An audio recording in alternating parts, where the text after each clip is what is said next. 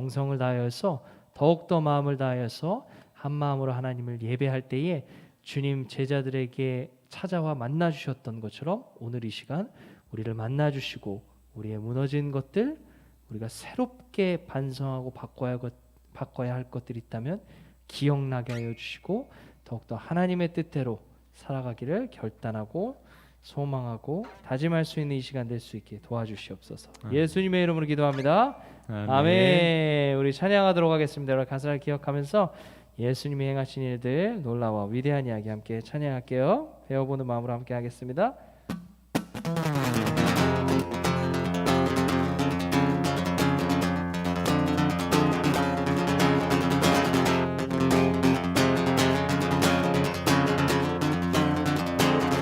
예수님이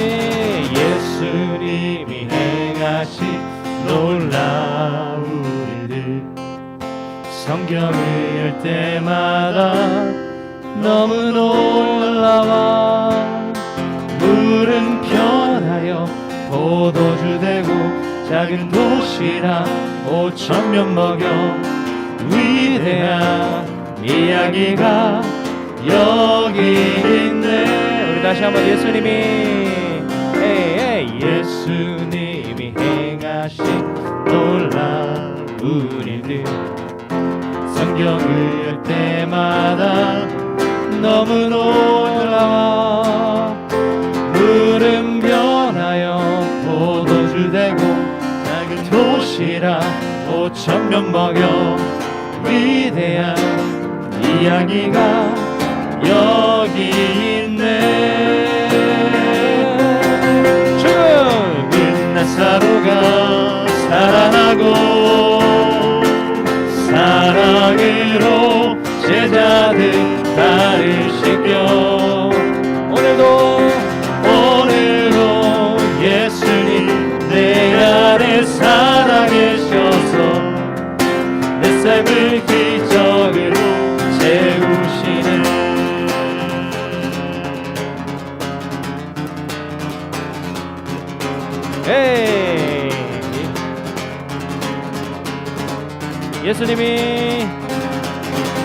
예수님이 행하신 놀라운 일들 성경을 열 때마다 너무 놀라워 물은 변하여 포도주 되고 작은 도시락 5,000명 먹여 위대한 이야기가 여기 있네. 죽은 나사로가 살아나고 사랑으로 제자를 발을 씻겨 오늘도 예수님 내 안에 살아계셔서 내 삶을 기적으로 세우시네. 죽은 나사로가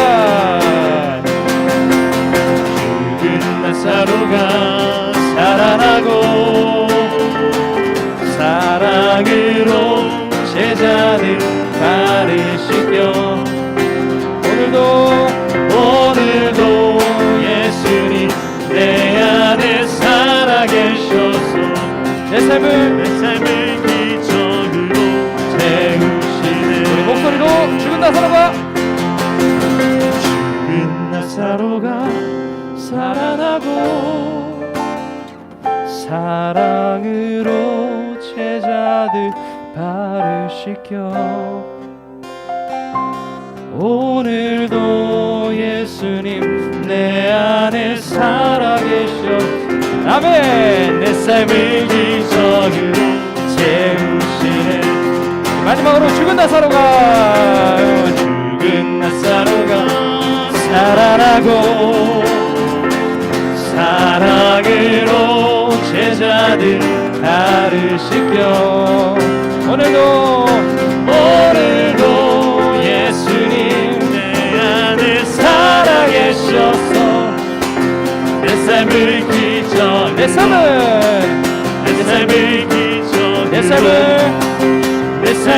기적으로 채우시네. 부어주소서 주님의 성령 하나님의 영 충만케 주여 우리에게 기름 부으사 가난한 자에게 복음 전케 하소서. 다시 한번 부어주소서 부어주소서 주님의 성령 하나님의 영 충만케 주여 우리에게 기름 부으사 가난한 자에게 복음 전케. 우리 목소리 높여서 부어주소서 부어주소서 주님의 성령 하나님의 영 충만케 주여 우리에게 기름 부으사 가난한 자에게 복음 전케 하소서.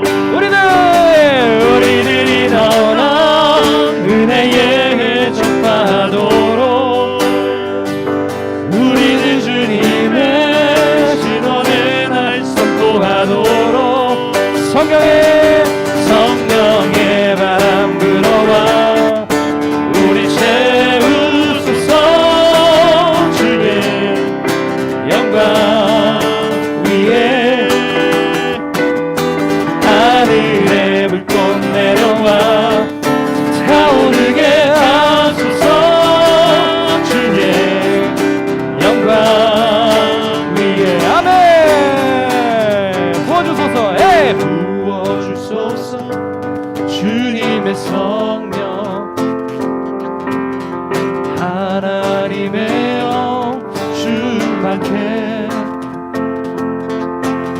주여 우리에게 기름 부으사 가난한 자에게 복음 전케 하소서. 부어주소서 부어주소서 주님의 성령 마음 상한 자 고치며 포로된 자를 자유케 하며 흑암에 가신 영혼 구원케 하소서. 우리들이 나오나 은혜의 전파하도록 아멘. 우리들 주님의 신원의 날 선포하도록 주님의 성령의 바람 불어와 우리 채우소서 주의 영광 위에 하늘의 불꽃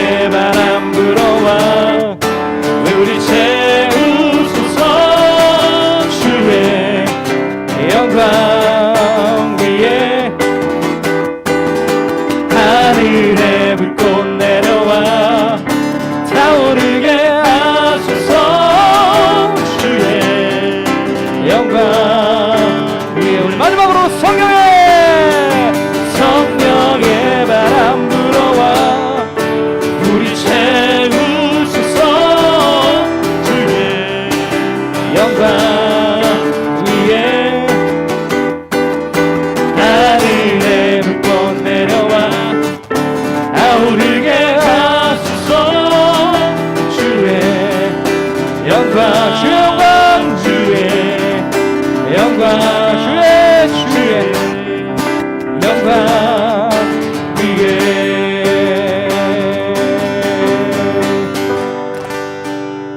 성령의 바람 불어와 우리 채우소서 주의 영광 위에 하늘에 불꽃 내려와 타오르게 하소서 주의 영광 위에 우리 마지막으로 다시 한번 주님 성령의 바람 불어와 우리 채우소서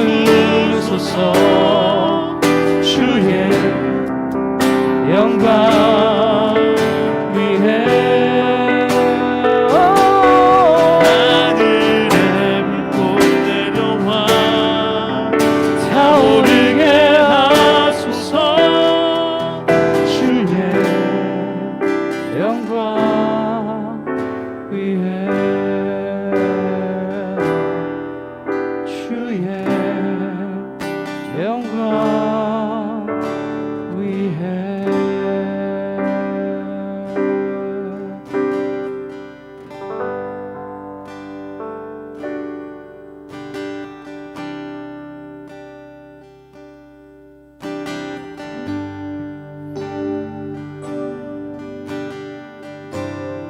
계속해서 찬양합니다. 마지막으로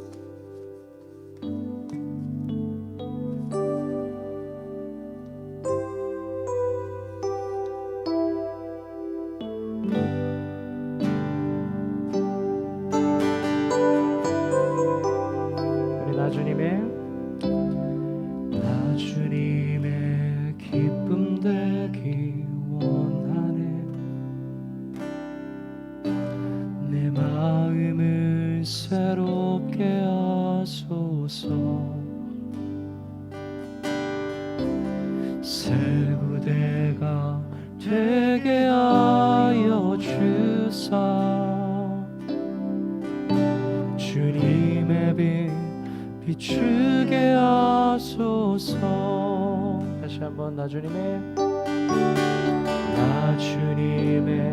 기쁨 되기 원하네 내 마음을 새롭게 하소서 새 부대가 되게 하여 주사 주님의 빛 비추게 하소서 내가 원하는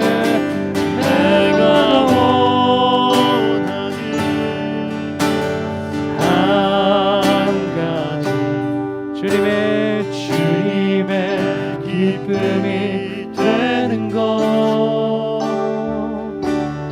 내가 원하는 한 가지 주님의 기쁨이 되는 것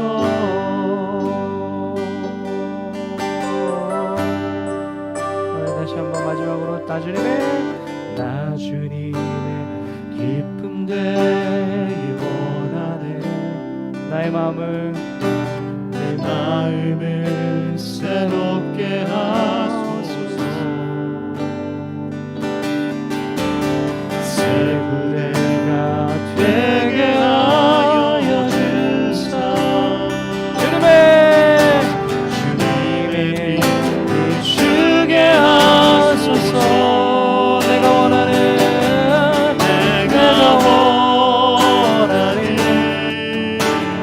한 가지 주님의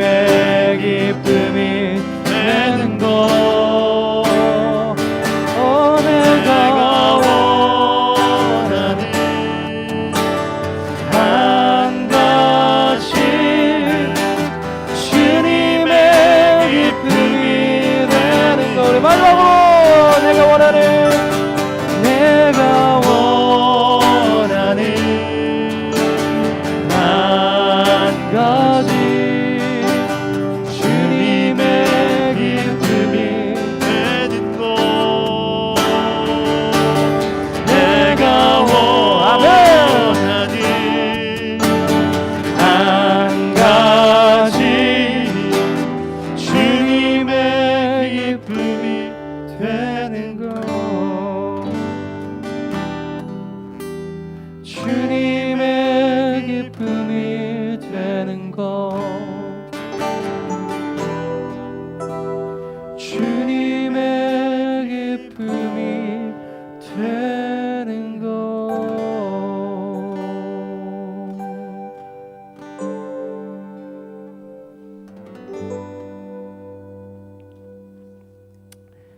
주님 감사합니다. 우리가 방금 고백했듯이 하나님 우리에게 성령의 영을 부어주셔서 우리가 하나님의 뜻대로 하나님의 기쁨 되는 삶을 살아갈 수 있는 힘과 능력과 용기를 허락하여 주시옵소서. 아멘. 오늘 이 시간 예배를 통하여서 하나님 우리에게 더 큰 은혜 주실 것을 기대하며 살아계신 예수 그리스도의 이름으로 기도합니다. 아멘.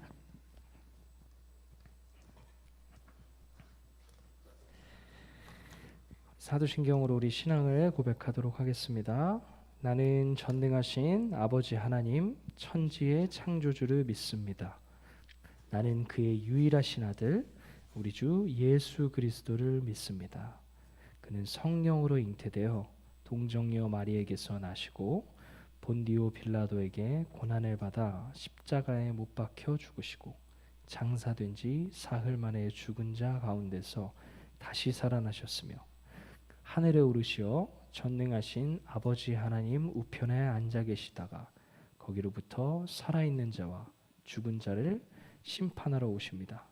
나는 성령을 믿으며 거룩한 공교회와 성도의 교제와 죄를 용서받는 것과 몸의 부활과 영생을 믿습니다. 아멘. 이 시간 우리를 대표해서 이인근 선생님께서 대표로 기도해 주시겠습니다. 한 마음으로 기도합니다.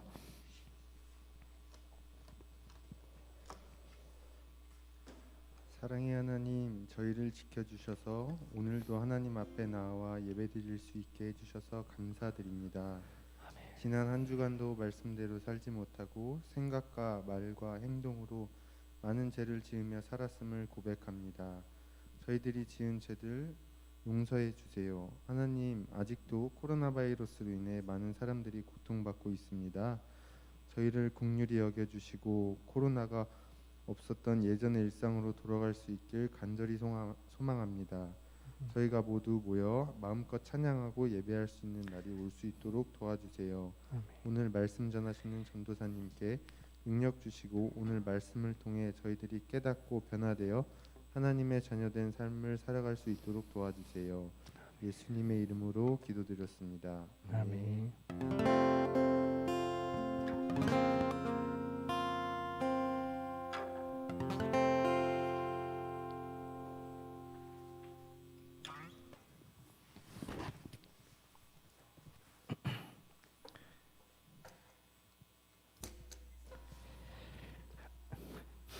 네, 감사합니다. 오늘 말씀 보도록 하겠습니다. 오늘 하나님께서 우리에게 주시는 말씀은 열왕기하 23장 24절에서 25절까지 두 절 말씀입니다.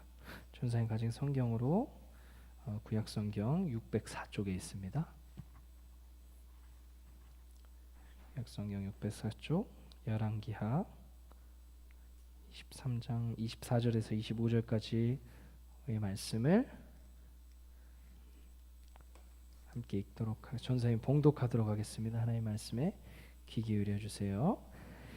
요시아가 또 유다 땅과 예루살렘에 보이는 신접한 자와 점쟁이와 드라빔과 우상과 모든 가증한 것을 다 제거하였으니 인 대제사장 힐기야가 여호와의 성전에서 발견한 책에 기록된 율법의 말씀을 이루려 함이라.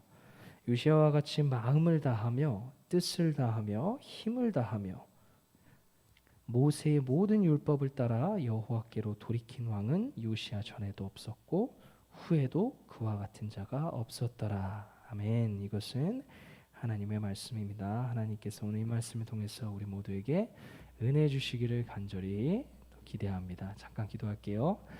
주님 감사합니다. 하나님 말씀을 잠깐 듣고자 합니다. 그리고 특별히 오늘은 종교개혁주의를 맞이해서 우리 교회의 예전 이야기, 교회의 역사 이야기를 함께 살펴보고자 합니다. 교회의 역사 이야기를 통해서 하나님이 행하셨던 일들, 그리고 여전히 우리에게 요청하시고 부탁하시는 마땅히 행할 바가 무엇인지를 잘 깨달아 실천하고 순종하며 살아갈 수 있는 우리 모두의 삶이 될 수 있도록 주님 함께하여 주세요. 예수님의 이름으로 기도합니다. 아멘. 네, 여호와께로 돌이키라라는 제목으로 오늘 말씀 잠깐 볼 텐데요. 오늘은 교회 이야기를 좀 중심으로 오늘 좀 예배 가운데 말씀을 나누고 싶습니다. 오늘은 특별히 우리 교단에서 그리고 교회에서 정한 종교개혁 기념주일이에요. 여러분 종교개혁이라고 혹시 들어봤나요? 역사 이야기 좋아하는 친구들은 들어봤을 수도 있을 것 같은데 우리는 지금 한국에 살잖아요. 우리는 교회가 어떻게 보면은 수많은 종교 중에 하나죠.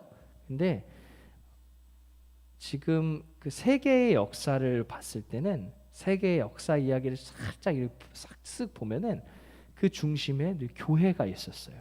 특히 지금은 유럽을 중심으로 사실 유럽이 잘 살죠. 미국, 유럽이 잘 살기 때문에 유럽을 중심으로 해서 우리 세계의 역사가 좀 흘러갔는데 그 중심에는 늘 기독교가 있었어요. 기독교가 짱이야 이런 말을 하는 게 아니라 기독교가 그만큼 잘못한 일들도 많았고 그리고 기독교가 세계의 역사 속에서 늘 중심에서 무언가를 많이 했었다는 거예요. 그렇기 때문에 우리가 지금 있는 이 기독교에 지금 지금 우리 현재의 기독교가 우리 그리스도교가 어떠한 과정을 거쳐서 여기까지 왔는지를 우리가 한번 늘 살펴보는 것도 굉장히 중요한 것 같아요. 우리가 교회에서 성경 공부는 많이 하는데 교회의 역사 공부는 사실 잘 안 해요. 근데 그거 굉장히 중요한 것 같아요. 교회의 역사 이야기를 우리가 살펴보면서 여전히 우리에게 이런 것들을 역사가 이야기해주고 있구나라는 교훈을 받는 것이 굉장히 중요한 것 같습니다. 특별히 오늘은 그래서 종교개혁 기념주일로 보내는데 종교개혁이 뭐냐면은 쉽게 말해서 예전에 있었던 예수님이 부활하시고 나서부터 제자들을 통해서 세워졌던 그 교회, 초대교회가 기독교인데 기독교가 그리스도교예요. 그리스도교를 한문으로 하면은 기독인 거예요. 그래서 기독교라고도 하고 그리스도교라고도 보통 하죠. 크리스천이티라고 보통 하죠. 근데 그 기독교가 계속해서 쭉쭉쭉쭉 이어져 왔었는데 기독교가 잘하고 그러니까 하나님의 말씀대로 순종을 잘하고 예수님이 보여주신 삶을 따라서 생명을 살리는 삶 그리고 내어주고 사랑하는 삶을 잘 살았으면 참 좋았을 텐데 그렇지 못해서 교회가 너무 잘못한 게 많았어요. 너무 정말 극악무도한 행동도 많이 했었고 너무 해서는 안 될 정말 어떻게 이럴 수가 있지라는 그런 행동들을 많이 했어요. 그래서 그걸 보고 나서 내부에서 야 이러면 안 되겠다. 어떻게 예수님을 믿고 하나님의 백성이라고 하나님의 말씀을 믿고 따르고 순종하는 우리 그리스도교가 하나님 백성들이 어떻게 교회가 이럴 수가 있느냐라고 반대의 목소리를 내면서 한번 찍어주세요. 네, 반대의 목소리를 내면서 이건 잘못됐습니다라고 해서 저항했던 그 사건 그거를 종교개혁이라고 해요. 1500년도에 일어났던 일을 지금으로부터 500년 전의 이야기입니다. 그 500년 전에 이 개혁으로 인하여서 지금 여러분 보면 우리 보통 생각했을 때 성당 있잖아요. 성당을 가톨릭이라고 해요. 그것도 우리가 보통 생각하는 가톨릭은 로만 가톨릭이에요. 그리고 또 로만 가톨릭인데 그 가톨릭과 우리가 보통 교회라고 하는 사실 더 정확히 말하면 개혁교회, 개신교회요. 정확한 명칭은 개신교회가 나뉘게 된 계기가 된 거예요. 너무 아주 짧게 설명하자면 그런 거예요. 그래서 여러분 사실 우리 그리스도교라고 하면은 우리가 지금 다니는 교회만 있는 게 아니라 우리 천주교 있잖아요. 가톨릭 교회도 교회고 기독교라고 하면은 가톨릭 교회 그다음에 동방정교회도 있어요. 동방교회도 있고 그리고 우리 지금 개신교회 이런 것들이 다 합쳐져 있는 거예요. 그리스도교라고 하면. 근데 우리는 기독교라고 하면 보통 우리가 다니는 교회를 생각하죠. 그래서 교회는 여러 가지 분파들이 있는 거예요. 섹트가 있는 거예요. 근데 우리가 원래 하나의 기독교였는데 좀 우리가 지금 개신교와 가톨릭으로 나뉘게 된 계기가 이 종교 개혁으로부터 일어난 거예요. 그럼 우리의 뿌리가 어디부터 있었는지를 살펴볼 수 있는 거겠죠. 자, 그래서 이 종교 개혁이 과연 왜 일어났고 이게 왜 중요하고 그리고 여전히 우리에게 무엇을 얘기하고 있는지를 우리 잠깐 짧게 살펴봤으면 좋겠습니다. 그리고 이 종교 개혁이 사실 오늘 우리가 본 본문 말씀에 있는 요시야의 개혁과 동일한 맥락에 있어요. 공통점이 있다는 거예요. 성경에 정신에 입각했다는 거죠. 한번 보도록 하겠습니다. 선생님 여기 불을 좀 꺼주실 수 있을까요? 화면을 좀 보여주려고요. 자, 전사님은 오늘 그래서 역사 이야기를 잠깐 들려줄게요. 자, 종교 개혁이 1517년도에 독일에서 일어납니다. 독일, 유럽으로 가요. 유럽으로 가는 거예요. 자, 근데 종교 개혁이라는 게 결국 가톨릭 그 당시에 있었던 교회가 너무나도 타락한 거예요. 여러분 타락이라는 단어 아나요? 타락이라는 거는 밑바닥같이 내려갔다는 거예요. 밑바닥까지. 정말 해서는 안 되는 일을 잘못한 일을 해가지고 밑바닥까지 내려가서 바닥을 쳤다. 이걸 타락이라고 보통 해요. 근데 교회는 앞장서서 하나님의 말씀대로 순종하는 선한 열매, 공의의 열매, 사랑의 열매를 보여줘야 되는 거잖아요. 근데 그런 건 아무것도 온데간데 없고 정말 부패하고 속된 말 나쁜 말로 썩어 빠지게 된 거예요. 교회가. 어떻게 썩어 빠졌냐? 전사님이 간략하게 설명을 해줍니다. 그 당시에는 교회가 힘이 막강했어요. 그래서 교회가 어느 정도로 힘이 셌냐면은 그 당시에 있었던 황제 있잖아요. 그 당시에 독일은 또 독특했어요. 뭐 신성 로마 제국이라는 단어가 있는데 어쨌든 하여튼 그 지역을 통치하고 있는 그런 황제급 왕, 보통 왕같이 생각하는 황제보다 교황이 뭐냐면은 그 당시 교회의 리더예요. 교회 최고 리더. 교회 최고 리더가 황제보다 힘이 셌어요. 엄청났던 거죠. 그리고 그 당시에 교회가 과학, 종교는 물론이고 종교는 당연한 거죠. 과학까지도 과학을 결정하고 과학이 이렇다 저렇다 하는 과학을 이끌고 가는 것 역할도 교회가 하고 있었어요. 정말 독특하죠? 여러분 천동설, 지동설 그 사건 찾아보면 거기 교회가 또 관련돼 있어요. 한번 나중에 찾아보세요. 어쨌든 교회의 힘이 너무나도 막강했던 거예요. 그럼 여러분 어떻게 돼요? 사람이 돈이 많아지고 힘이 세지고 권력이 세지잖아요. 이 인간이 참 어리석고 참 나약한 것 같아요. 사람이 그러면은 아이고 내가 이 가진 거를 예수님이 자기의 생명까지도 다 나눠주셨던 것처럼 내가 이거를 나 자신을 위해서만 쓰지 않고 어떻게 하면 선하게 쓸 수 있을까?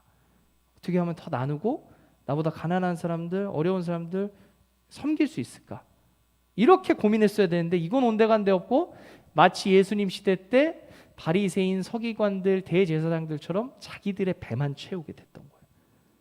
그래서 힘이 막강해져서 점점 더 힘을 기르고 더 돈을 많이 모으려고 가진 나쁜 짓을 다 했는데 어떤 나쁜 짓을 했냐면은 이 사람들이 성경을 그 당시에는 우리처럼 이렇게 개인이 갖고 다니는 시대가 아니었어요.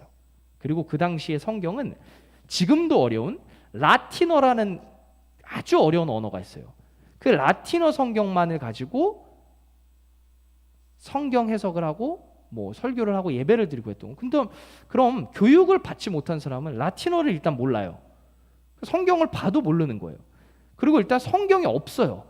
그 당시에는 인쇄술이 발달이 안 됐기 때문에 그 당시에 책을 만들기 위해서는 양 200마리 정도를 잡아가지고 둘둘둘둘 말아다니는 그 이제 두루마리나 책 같은 걸 만들었어야 돼요. 그럼 사람들이 책을 가지는 것 자체가 힘들었잖아요. 그래서 성경이 모든 사람들이 볼 수 있었던 지금과 같은 책이 아니라 가진 자들, 종교 지도자들만 성경을 가지고 성경을 공부할 수 있었던 그런 시대였던 거예요. 그러니까 이 사람들이 어떻게 해요? 여러분 원래 종교가 맨 위에 있잖아요. 여러분 지금도 대통령도 사장님들도 교회 가면은 하나님 앞에 엎드리고 목사님들한테도 기도 받고 이래요. 그러니까 종교가 그렇게 힘이 막강했던 거예요. 그럼 종교가 부패하고 잘못되게 된다면 잘못된 방향으로 힘을 쓰게 되겠죠. 그 당시 지도자들도 그 성경을 가지고 제가 성경을 여러분들께 잘 알려드리겠습니다. 제가 잘 해석해 드릴게요. 우리 이렇게 하나님 말씀대로 삽시다라고 한 게 아니라 자기들에게 유리한 방향으로만 성경을 해석하고 잘못 알려주게 된 거예요. 어떤 식으로 하느냐. 교회가 힘이 세져야 되니까 건물을 지어야 되는데 여러분 지금도 건물을 지으려면 돈이 필요하잖아요. 돈이 엄청나게 필요했겠죠. 그 당시에는 더. 그래서 어떻게 얘기하냐면은 여러분 헌금 좀 내세요. 헌금 내야 돼요. 헌금 내야지 여러분 벌을 받지 않고 하나님으로부터 심판받지 않고 천국 갈 수 있습니다. 이렇게 얘기를 하게 된 거예요. 사람들이 그거를 듣고 나서 어떻게 생각했을까요? 무슨 소리 하는 거예요? 말도 안 되는 소리 하지 마세요. 뭐 돈 안 낸다고 헌금 안 낸다고 지옥 가요? 이렇게 했을 것 같잖아요. 그런데 그 당시에 뭐가 없었다고요? 성경이 없었던 거예요. 그러니까 우리 교황님이, 우리 신부님이, 우리 그 당시 우리가 지금 생각하는 목사님 같은 분이에요. 그분들이 말씀을 얘기해 주는데 그게 진짜인지 가짜인지 잘못된 건지 올바른 건지 생각하고 판단할 만한 그런 기준도 없던 거예요. 그래서 어떡하지 하고 그냥 받아들이게 된 거예요. 돈 갖다 내고 가난한 사람들은 더 돈 갖다 냈겠죠. 가난한 사람들은 더 가난해지고 그리고 교회는 더 돈이 쌓이게 되고 더 부패하게 되고 이런 상황이 왔던 겁니다. 그 원인이 뭐였다고요? 사람들이 그런 잘못된 해석을 그냥 맹목적으로 아무 점검도 없이 받아들이게 됐던 이유가 뭐였다고요? 제일 중요한 거예요. 가진 자들이 종교 지도자들만이 성경을 독점했기 때문이에요. 독점. 자기들만 성경을 가지고 성경을 하나님의 말씀을 함께 나눈 게 아니라 하나님의 말씀을 자기들만 지니고 자기들만의 유리한 방식으로 성경을 잘못 해석했기 때문이에요. 결국 하나님을 잘못 이야기했기 때문에 그런 부패한 일이 생기게 됐던 거예요. 그런데 그 당시에 어떤 일이 또 생기게 됐냐면은 이런 일이 생기게 됐어요. 4가지 정도가 있는데 지리상의 발견이 뭐냐면 여러분 뭐 콜럼버스나 뭐 아메리카 신대륙 발견한 거 있잖아요. 그 신대륙을 사람들이 발견하게 됐는데 그게 왜 놀라운 거였냐면 그 당시엔 유럽을 중심으로 교회를 중심으로 지구도 뭐 네모나다고 막 얘기하고 자기 멋대로 해석하니까 중심이 자기니까 센터병에 걸린 거야 쉽게 말해서. 그러니까 저기에 있는 어떤 뭐 다른 나라, 다른 섬이 있다는 것도 생각도 못했고 그게 좋은 것도 아니었죠. 만약에 그게 있다면 자기들이 센터에서 뭔가 밀려나는 거니까. 그런데 다른 아메리카들 신대륙이 있다는 걸 알게 됐고 신대륙을 발견하게 돼서 무역이 발달하게 된 거예요. 그러면 그 무역이 발달하게 되니까 사람들이 장사도 더 잘 되게 되고 다른 문화도 들어오게 되니까 내가 교회로부터 들었던 것들이 이게 진짜가 맞을까? 라는 생각을 조금씩 하게 되기 시작한 거예요. 그리고 과학이 발전하게 됩니다. 과학이 발전하는데 이 르네상스라는 게 있어요. 르네상스가 뭐냐면은 문화, 르네상스라는 거는 부흥, 뭐 발전 이런 뜻인데 문화나 예술이 발전하게 된 거예요. 그럼 지식이 발전하고 학문이 발전하게 돼서 과학도 발전하게 됩니다. 그래서 무슨 일이 생기냐면은 교회가 과학을 독점하고 있었다고 했었죠. 그래서 교회가 과학을 어떤 식으로 생각했냐면 성경에 쓰여진 그대로만 과학을 얘기하기 시작한 거예요. 그래서 여러분 여호수아에서 태양이 멈추고 이런 게 나와요. 태양이 잠깐 멈추고 이런 뭐 맥락 이런 이야기가 나오잖아요. 그걸 보고 나서 지동설, 천동설 이런 것들도 지구가 돌 수 있느냐 아니면은 지구를 중심으로 해서 다른 태양계들이 도는 거냐 이런 것들도 성경에 이렇게 나와 있으니까 지구는 돌지 않아. 어떻게 지구가 돌아? 태양이 그냥 멈추는 거지. 과학을 이런 식으로 해석하게 된 거예요. 근데 과학이 발전하게 되니까 교회가 얘기했던 게 좀 틀릴 수도 있겠네? 이런 궁금증을 가지게 된 겁니다. 그리고 뭐 민족주의 대두 뭐 이런 것들이 있어요. 민족주의는 뭐냐면은 여러분 교황이 힘이 세졌다고 했었죠. 교황이 힘이 세지니까 그 지역에 있는 지도자, 황제보다도 힘이 세지는 게 이 사람들, 그 지역에 사는 사람들은 마음에 안 들기 시작한 거예요. 그래서 이 교황이 지금 선 넘네. 지금 선 넘고 있는데 이거 좀 약간 좀 카트해야겠어. 제지해야겠어. 라는 사람들의 움직임이 많아지기 시작했던 거예요. 이런 게 있었고, 그리고 인쇄술이 발달해서 어떻게 됐냐? 구텐베르크라는 사람이 인쇄술을 발달시켜서 200마리를 잡아가지고 간신히 한 권 만들 수 있었던 그 책을 많은 사람들이 보급하고 볼 수 있게끔 만들었던 거예요. 이런 것들이 배경에 깔려서 결국 어떻게 되느냐? 이런 배경이 있었는데 아까 전도사님이 얘기했듯이 교회가 아주 타락했다 그랬죠? 근데 교회가 더 많이 타락하게 돼가지고 교회에 타락한 걸 보고 나서 사람들이 교회가 지금 저렇게 타락한 게 저 좀 이상한 것 같은데 그리고 교황이 저런 식으로 너무 선 넘으면 이상한데 안 되겠다, 저 견제해야겠다. 그리고 교회가 저 교황이 말하는 것이 다 맞는 건 아닌 것 같은데 라는 궁금증도 많아지게 되고, 그 다음에 사람들이 얘기하는 것들을 인쇄술로 책을 만들어서 보급하게 되고 나중에 성경도 가지게 돼가지고 이거 교회가 잘못 해석하는 거 아니야? 이런 생각을 가지게 되게 된 거예요. 그래서 이런 배경 속에서 이건 나중에 넘어갈게요. 결국 어떤 일이 터지느냐?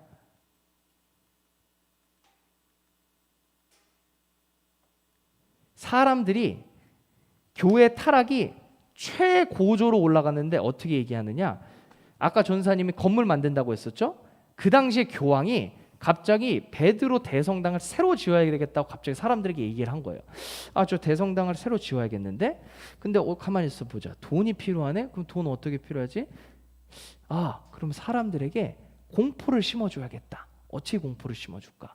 지금 네가 돈을 내지 않는다면은 너가 천국에 갈 수 없어. 네가 지금 돈을 내야지.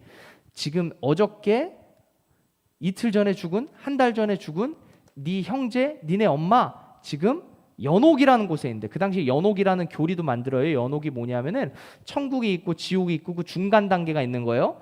그 중간 단계에 걸쳐져 있는 사람은 여기 있는 살아있는 사람들이 좋은 일을 해야지 그 사람이 천국으로 갈 수 있다. 뭐 이런 걸 만든 거예요. 그래서 네가 해야 되는 좋은 일은 뭐냐? 교회에 돈 내라. 건물 짓는데 돈 내라. 이 얘기를 한 거예요. 그래서 교회 짓는데 돈을 내야 되니까 그냥 내라고 하면은 조금 약간 찝찝한지, 네가 돈을 내는 것이 결국 네가 가지고 있는 죄를 다 씻게 해주는 역할을 하게 되는 거다라고 거짓말을 하게 돼요. 여러분, 그건 거짓말이죠? 근데 사람들에게 이게 왜 먹혔냐면은 전도사님이 아까 얘기했듯이 사람들은 그 당시에도 인쇄술이 발전하기 시작했지만 아직까지는 성경을 가지고 있지 않았어요. 그러니까 이 말씀이 맞는지 옳은 해석인지 아닌지를 파악할 수가 없었던 거예요. 그게 첫 번째가 있었고, 그리고 두 번째가 뭐였냐면은 그 당시 상황이 엄청난 전염병이 유행했던 시대였던 거예요. 여러분, 흑사병, 패스트 들어봤어요? 팬데믹 이런 거 코로나 때문에 많이 들어봤었죠? 그 당시 유럽 전역을 쓸었던 전염병이 있는데 그 전염병으로 인해서 유럽 인구의 3분의 1이 죽게 된 거예요. 그래서 어느 정도냐면은 오늘 아침에 일어났는데 여기 갑자기 이마를 딱 거울을 봤는데 여기 뼈드락지가 하나 생긴 거야. 여드름 생겼나? 그러고 그냥 대수롭지 않게 넘어갔는데 그날 저녁에 그 뼈드락지가 열이 엄청나게 오르고 온몸에 열이 퍼져서 그날 저녁에 죽어버린 거예요. 그 다음날 그런 식으로 픽픽 죽어가는 사람들이 엄청나게 많아진 거예요. 그러니까 사람들이 공포를 느껴요. 그 공포가 어느 생각까지 가게 했냐면은 내가 오늘 죽을 수도 있겠구나. 내가 내일 당장 죽을 수도 있겠구나. 그러면 내가 죽으면 지옥 가지 않고 천국 가야 되는데 천국을 어떻게 가지? 그 천국을 어떻게 가는지 누구한테 물어봐야겠어요. 성경을 못 보니까 교회에 가서 물어봤겠죠. 근데 교회에 가서 물어봤는데 좋은 목사님들, 좋은 신부, 좋은 사제, 좋은 교황이 있는 게 아니라 욕심으로 가득 찬 타락한 사제들, 타락한 성직자들만 있으니까 그걸 어떻게 사용하냐? 여러분, 죄가 선을 행해야 되는데 만약에 선을 행하지 못하면요, 와가지고 지금 지옥 가니까 이 면죄부 이거 사야 돼요. 이런 식으로 사람들의 공포를 이용해서 사람들에게 돈을 갈취하기 시작한 거예요. 아주 잘못됐죠. 그래서 여러분 이 그림이 사람들이 와서 그 면죄부, 죄를 면하게 해주는 그 종이, 문서 이런 걸 사는 장면인 거예요. 와가지고 그 당시엔 동전이 돈이었기 때문에 지폐가 아니라, 그래서 와가지고 막 사고 있죠. 그래서 그 당시에 교회가 뭐라고 얘기했었냐면은 돈괴에서 주화, 동전이 땡그랑 떨어지면은 그걸 넣으면은 땡그랑 소리가 나겠죠. 땡그랑 소리를 내며 떨어지는 순간에 영혼이 연옥에서 빠져나와서 천국으로 너를 인도하게 된다라고 얘기하게 된 거예요. 근데 여러분, 우리의 죄, 우리가 안고 있는 불순종, 이걸 해결해 줄 수 있는 것이 우리가 헌금 많이 된다고 되는 건가요? 성경에서 뭐라고 얘기하죠? 예수님의 은혜로, 하나님의 은혜로만 가능하다고 얘기하죠. 성경을 잘못 해석하고 있던 거죠. 근데 이걸 확인할 방법이 있었다 없었다?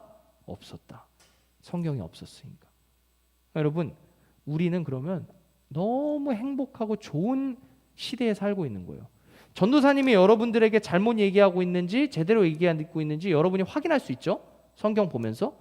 그래서 올바른 신앙인이 되기 위해서는 종교 지도자들, 리더들에게 의존적인 신앙이 되면 안 된다는 거예요.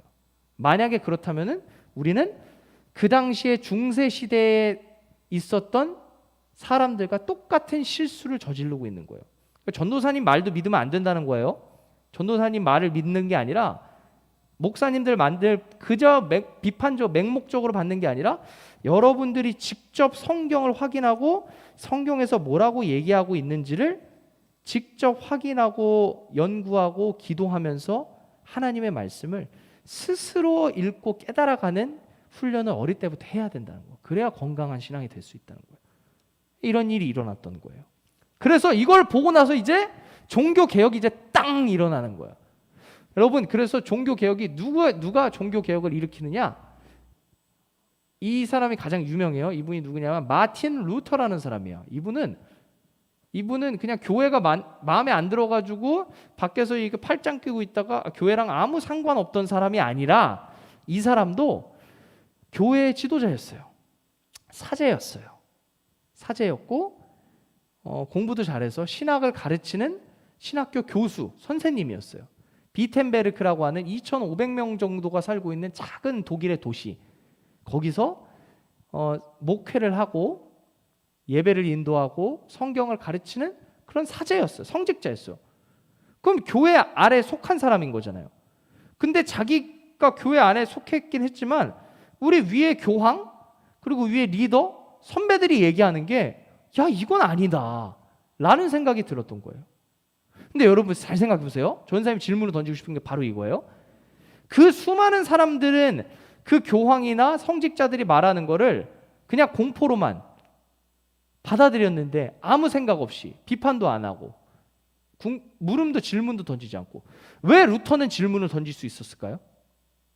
우리가 아까 얘기한 거에 답이 있죠. 루터는 성경을 연구하는 사람이었기 때문에, 성직자니까 성경을 손에 갖고 있었던 거예요. 그래서 스스로 성경을 볼 줄 알았던 거예요. 그래서 루터는 이 사람들이 지금 성경 해석 잘못하고 있네, 사기치고 있네, 이걸 알았던 거예요. 그래서 결국 이 종교개혁을 통해서도 우리가 알아야 되는 가장 중요한 게 뭐냐면은, 신앙은 하나님의 말씀을 기준으로 해서 우리가 하나님 앞에 살아가는 연습을 하고 주님 만나기 전까지 그렇게 살아가는 삶을 살아가는 건데, 그 기준이 하나님의 말씀이잖아요. 그렇기 때문에 내가 스스로 하나님의 말씀을 볼 줄 아는 눈을 길러야 된다는 거. 그래야 된다는 거. 그래서 전사님이 여러분들한테 지겹지만 계속 읽어주는 거예요. 확인하라고 하고. 그 연습을 어릴 때부터 계속 해야 되는 거예요. 그러니까 루터가 야, 이건 아니다, 무슨 면죄부를 파냐, 하나님의 은혜로 우리가 천국에 갈 수 있는 거지, 이건 말이 안 된다. 그래서 열이 받아가지고 어떻게 하냐, 여기 이게 나오죠.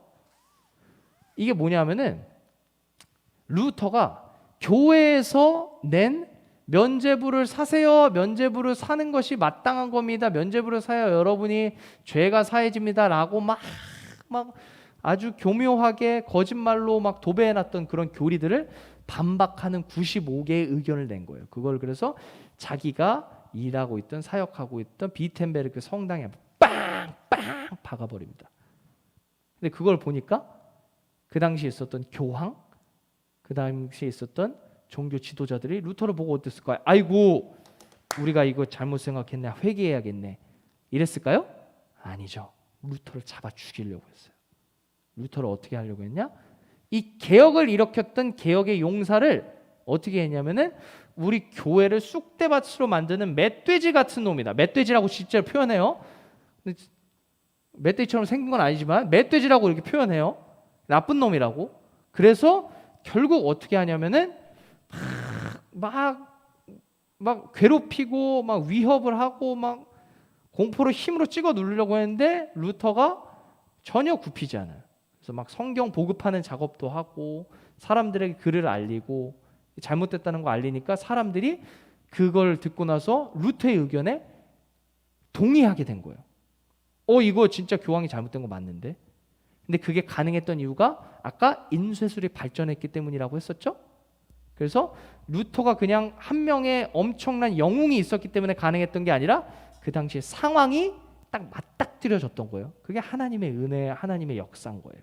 사실 그런 것들이 있는 거예요.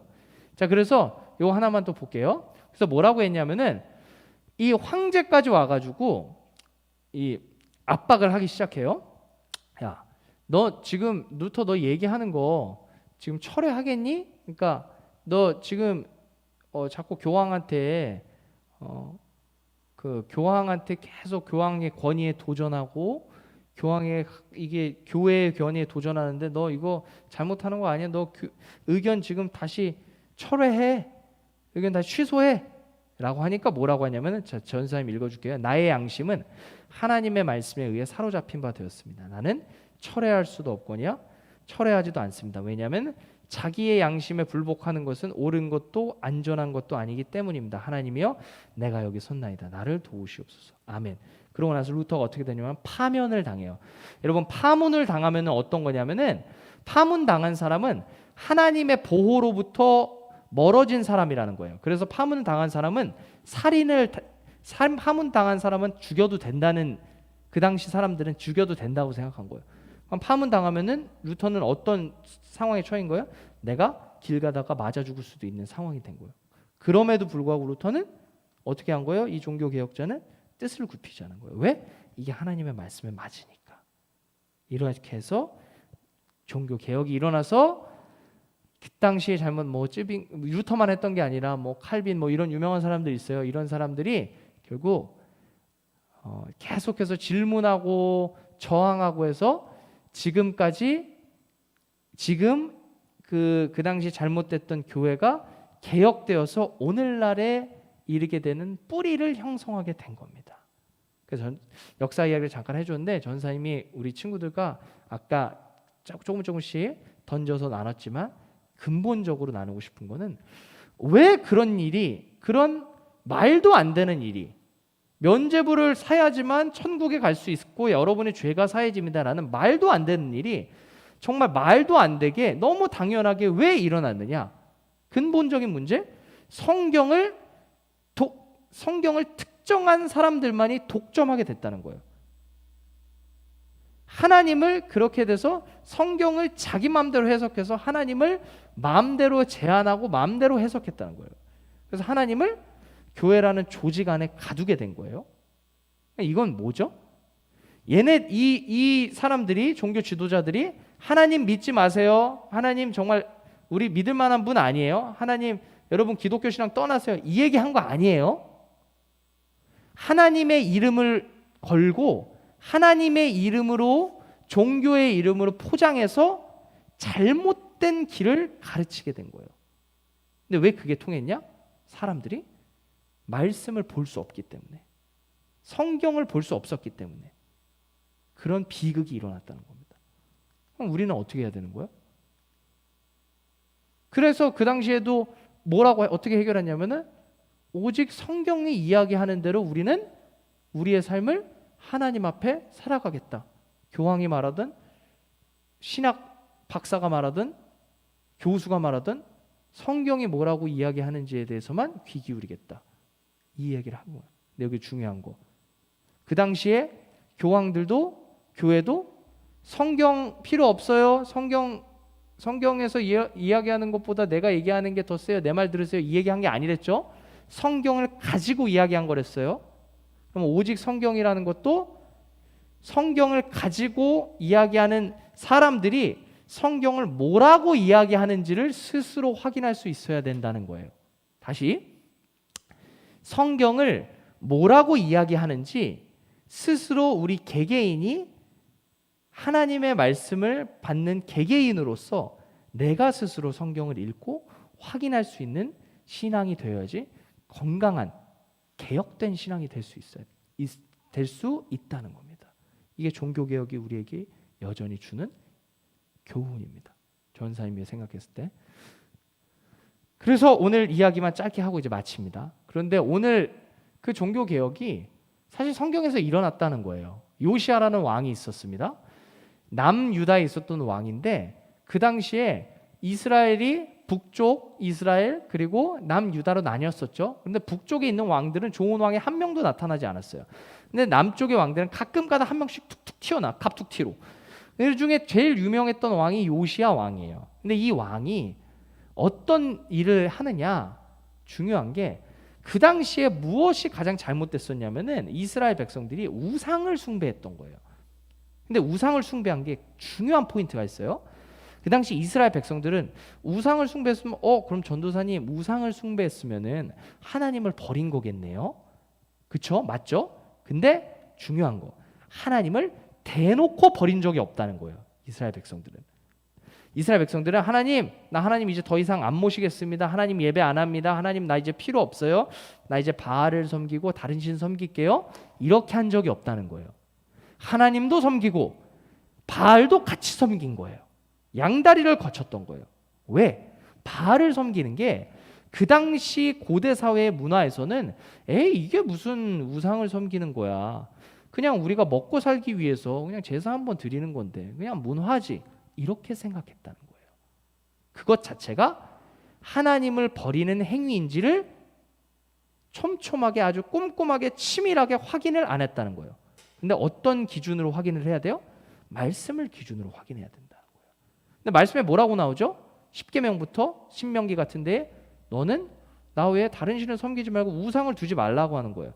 근데 바알에게 절하고 바알을 섬기는 행위가 자기들이 봤을 때는 별거 아닌 행위처럼 여겨졌지만 하나님의 말씀의 기준으로 봤을 때는 우상을 섬기는 거였다는 거예요. 그걸 굉장히 좀 약간 어려운 말로 혼합주의 신앙이라고 해요. 신앙이 혼합이 돼 있다는 거예요. 근데 요시아는 이게 잘못됐다고 생각하게 되고 여러분 여기 때려부시고 있죠? 이게 우상의 신상을 때려부신 거예요. 이스라엘 백성들이 이걸 갖고 있는 게 그냥 우리가 그냥 이 문화 세계에서 그냥 뭐 당연하게 먹고 사는 일이니까 이 정도야 뭐 괜찮지 이런 식으로 생각했다는 거예요. 그런데 말씀을 기준으로 요시아가 딱 보니까 이거 내가 잘못했구나 라는 생각을 하게 된 거예요. 오늘 말씀입니다. 이제 읽고 마칩니다. 요시아가 또 유대 땅과 예루살렘에 보이는 신접한 자와 점쟁이와 드라비 이게 우상이죠. 모든 가증한 것을 다 때려 부셨습니다. 이는 그 이유가 뭐냐면은 요시아가 성전을 수리하다가 뭘 발견했냐면 율법책을 발견해요. 이게 신명기인 것 같아요. 신명기 책을 발견하는데 거기 보니까 우상 숭배하면 안 됩니다. 어떻게 하면 안 됩니다. 이런 이야기가 있죠. 이거 보니까 요시아가 정신을 딱 차린 거예요. 우리는 그냥 괜찮다고 했는데 하나님의 말씀에 어긋나는 거겠구나. 이건 안 된다. 이거는 바로 잡아야 된다. 여호와의 성전에서 발견한 책에 기록된 말씀을 말씀대로 이루려 하게 함이라. 25절 요시아와 같이 마음을 다하며 뜻을 다하며 힘을 다하여 모세의 모든 뭘 따라요? 율법을 따라 여호와께 돌이킨다. 이제 마무리합니다, 여러분. 종교개혁이 일어난 지 500년이 됐어요. 500년이 지났어요. 근데 요시아는 2000년 전에 이미 몇천 년 전에 이미 나라를 개혁하고 신앙을 개혁했던 거예요. 근데 그 당시 종교개혁도 그렇고 요시아 상황도 그렇고 공통점이 뭡니까? 자기들의 신앙의 기준을 성경 말씀이 뭐라고 이야기하는지를 기준으로 잡은 게 아니라 자기들 스스로 마음대로 신앙의 기준을 잡았던 거예요. 우리에게 얘기합니다. 개혁하라고 얘기해요. 우리 개혁교회예요. 개신교. 개혁교회는 개혁교회의 근본 정신이 뭐냐면 개혁교회는 늘 개혁되어야 된다는 거예요. 개혁은 끝난 게 아니라는 거예요. 개혁이 뭐냐면 변화예요. 변화는 끝난 게 아니었다는 거예요. 늘 새롭게 변화되는 것이 우리 개신교라는 거예요. 우리 교회라는 거예요. 그럼 우리에게 있어서 전도사님에게도 질문 던져요. 우리 스스로에게 오늘 질문을 던지면서 마칠게요. 우리에게 변화가 필요한 모습은 어떤 부분이 있는지 질문을 던졌으면 좋겠습니다. 내가 하나님의 백성으로 하나님의 자녀로 살아간다고 하지만 아직 변화되지 못한 모습, 그리고 변화되어야 하는데도 깨닫지 못했던 것들, 오늘 일주일 동안 기도하면서 생각해 보면 좋겠습니다. 요시아는 그걸 발견한 거예요. 루터는 종교개혁자들은 그걸 발견한 거예요. 우리는 그 당시에 근데 그 당시에 있었던 교회 지도자들은 발견하지 못했던 거예요. 요시아 말고 다른 왕들은 그거 발견하지 못했던 거예요. 하나님 말씀을 근거로 하지 않았기 때문에. 우리 한 주간 그리고 우리의 평생의 삶이 하나님 말씀 근거로 해서 나의 삶에 변화를 줘야 되는 것, 개혁해야 되는 것들이 어떤 것이 있는지를 하나님 말씀을 기준으로 해서 잘 발견해서 그 개혁을 실천해서 하나님의 사람으로 점점점 변화되어 갈 수 있는 우리 모두의 삶이 되기를 주님의 이름으로 축복합니다. 기도합니다. 주님 감사합니다. 오늘 종교개혁 주일을 맞이해서 하나님 교회 역사 그리고 요시아 때의 일들을 함께 살펴봤습니다. 우리 모습 가운데 변화되어야 될 모습, 개혁되어야 될 모습이 있다면 깨닫게 하여 주시고 하나님의 말씀대로 순종하며 살아가는 우리의 삶이 될 수 있도록 함께 해 주세요. 예수님의 이름으로 기도합니다. 아멘. 예물을 위해서 잠깐 찬양하고 기도합니다. 나의 생명을 드리니 주 영광 위하여 사용하옵소서. 내가 사는 날 동안에 주를 찬양하며 기쁨의 제물 되리. 나를 받아 주소서. 주님, 하나님 앞에 올 때 빈손으로 오지 않고 예물을 들고 나왔습니다. 하나님 앞에 더 많이 가지려는 탐욕과 욕심으로 가득 찬 사람이 아니라 주신 것을 감사하고 더 많이 베풀고 나누고 흘려보내는 우리 모두가 될 수 있도록 주님 함께하여 주시옵소서. 예수님의 이름으로 기도합니다. 아멘. 주기도문으로 마치겠습니다. 하늘에 계신 우리 아버지의 이름을 거룩하게 하시며 아버지의 나라가 오게 하시며 아버지의 뜻이 하늘에서와 같이 땅에서도 이루어지게 하소서. 오늘 우리에게 일용할 양식을 주시고 우리가 우리에게 잘못한 사람을 용서하여 준 것 같이 우리 죄를 용서하여 주시고 우리를 시험에 빠지지 않게 하시고 악에서 구하소서. 나라와 권능과 영광이 영원히 아버지의 것입니다. 아멘. 감사합니다. 이것으로 오늘 예배를 마치도록 하겠습니다. 알림의 말씀드립니다. 오늘 10월 마지막 주이기 때문에 생일 맞이한 친구들을 함께 모여서 정말 축하해 주면 좋겠지만 좀 형편이 어렵기 때문에 우리 영상으로 축하하는 시간 갖도록 하겠습니다. 우리 진심으로 마음을 다해서 함께 축하하는 시간 갖겠습니다. 영상 보도록 할게요.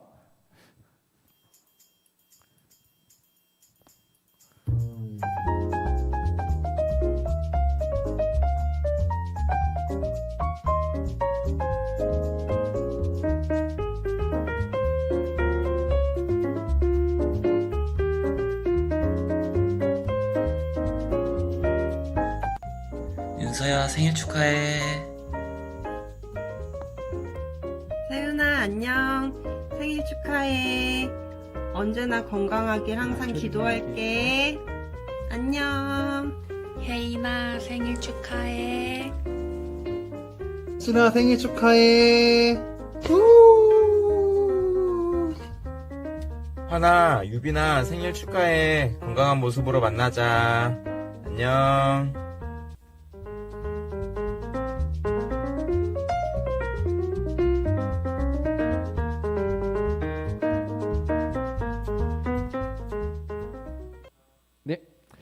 우리 다시 한번 우리 생일을 진심으로 우리 축하합니다. 잠깐 알림 말씀드리면 몇 가지. 오늘 예배 활동은 말씀 노트 아니라 나의 개혁. 잠시만요. 나의 신앙 개혁문 적기 하도록 하겠습니다. 내가 아까 전사님 같이 나눴듯이 내가 좀 바꾸고 개혁해야 될 부분은 어떤 것이 있는지 한번 적어보는 시간 갖도록 할게요. 그 적어서 사진 찍어서 선생님들께 꼭 보내주면 좋겠습니다. 네. 그리고 여러분 선생님들 통해서 전달 받았겠지만 우리 이제 11월 21일이죠. 23일인가요? 추수감사 주일에 우리 저기 추수감사 감사 발표회를 21일이네요. 감사 발표회를 하도록 하겠습니다. 감사 페스티벌을 하는데 여러분 감사한 것들이 있다면 억지로 할 필요는 없어요. 근데 감사한 것들이 많지 않을까라는 생각이 들어요. 그래서 감사하는 일들을 음악으로든지 어떤 것이로든지 전사님 저는 랩을 하고 싶습니다. 쇼미더머니 보니까 랩이 멋있는 것 같아요. 랩해도 되고요. 그림을 그려도 되고요. 글을 써서 줘도 되고요. 여러 가지 모습으로 감사를 한번 표현하는 감사를 나누는 시간 가졌으면 좋겠습니다. 추수감사절에. 여러분 근데 그때는 오프라인 예배 같이 병행할 것 같아서요. 오프라인으로 해도 되고 이 자리에 와서 아니면은 온라인으로 영상을 보내주든지 자료를 보내주든지 온라인으로 참여해도 됩니다. 네, 좀 적극적으로 참여해서 감사를 함께 나누는 시간 보내면 좋겠습니다. 그리고 여러분 혹시 그거 아나요? 오늘이 우리 교회 생일이에요. 우리 교회도 10월 31일 날 39년 전에 생겼다고 합니다. 오래됐죠? 우리 또 전통이 있어요. 우리 또 교회를 기억하면서 수원성 교회를 기억하면서 함께 또 기도하면 또 좋겠습니다. 네, 그러면은 우리 다음 주에 또 만나도록 하겠습니다. 하나님께 감사와 영광의 박수 올리고 마치도록 할게요. 감사합니다.